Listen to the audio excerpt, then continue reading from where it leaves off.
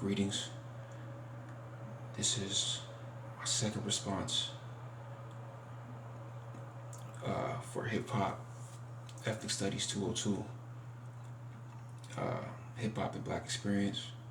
This is a response to my classmate Will, and Will had used Queen Latifah Unity as an example for the semantic dimensions of hip hop. And one thing about this incredible song Unity by Queen Latifah, she calls on men to respect women, yet she also calls on women to respect women as well. And Queen Latifah is one of the most amazing MCs in hip hop history, and she's so multifaceted. Where she have ladies first, and then she have UNITY, and she has Latifah's Had It Up to Here. Uh, she has a credible singing voice, incredible vocals with Al Green, and the tribute she did to her brother, where she's such a multifaceted artist. It's hard to say she just is in the semantic dimension of hip hop in regard to gender, sexual being hard or soft, or underground or commercial. She fits into so many aspects, so many dimensions of hip hop, and you can't just say Queen Latifah's one thing. So that's that.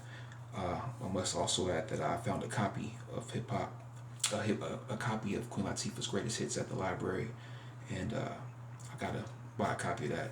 It's definitely worth having for the collection. Now, in regard to Cardi B's Bodak Yellow, I remember that song. I thought it was a cool song, braggadocious, kind of show some lyrical agility.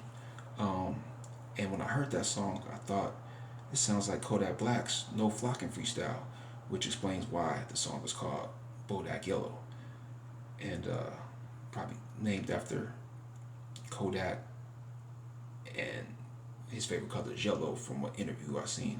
I think that's correct, so that makes sense. So it's kind of giving a shout out to Kodak Black for influencing her style in that particular song. And yeah, it's a cool song. It was very successful, so it's hard to say. It might have been a street or underground song, however, it ended up being crossing over to the suburbs and commercial. So, in regard to the last song my classmate mentioned, which was Too Short, Life Is Too Short, I recall watching that video on TV as a child, and I remember seeing Too Short leaving a recording studio in Oakland, which is the city I grew up in. I spent most of my life there. Anyway, yeah, so that song is definitely kind of addresses the dimension, or fits into the dimension of social locational, which is a street song. However, that song was quite successful, to say the least. So started off as a street, went to the suburbs, and started as underground, and made its way to commercial success. And yeah, so oh, one last thing, my classmate mentioned 21 Savage, and I wasn't familiar with the song. I just know he's a successful artist, and he has a tattoo of a knife on his head, on his face. And a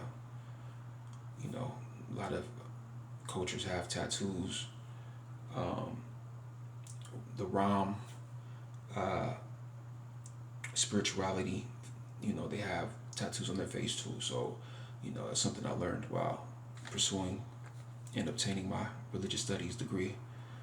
It's not just a hip hop thing or a rock thing or a gangster thing. People have been getting tattoos on their face for probably at least 1,000 years. So that's a stereotype that people need to be more aware of. That it's not just one demographic that gets tattoos on their face. So all right, thank y'all. Have a good evening.